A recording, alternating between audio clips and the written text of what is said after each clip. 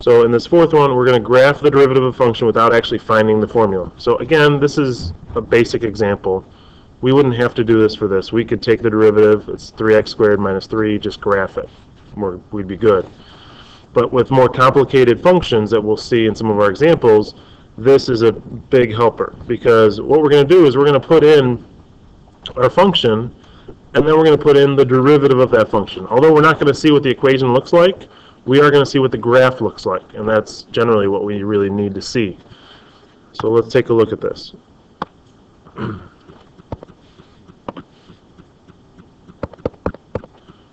So our first function, or our function is x cubed minus 3x minus 5. All right, so that graph, that's just going to be a parabola. I'm sorry, a cubic, x cubed. So we're going to have a cubic that we can kind of see over here. But then we want to graph its derivative. So if we go to y2, we can do the same thing we did in the last technique, math 8. But this time, instead of putting an actual number in, we're going to put x in.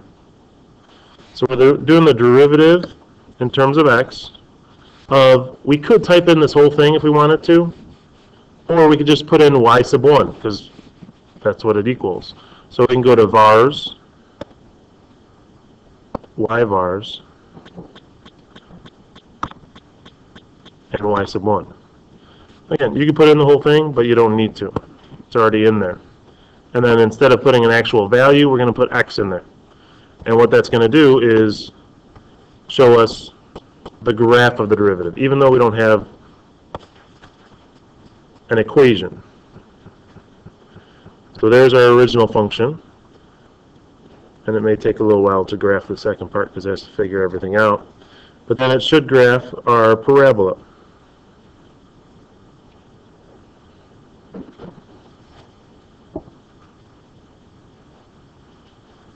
So now we have a picture of the original function and its derivative. So we can see here where the original function has a local maximum, we have a 0 in the derivative.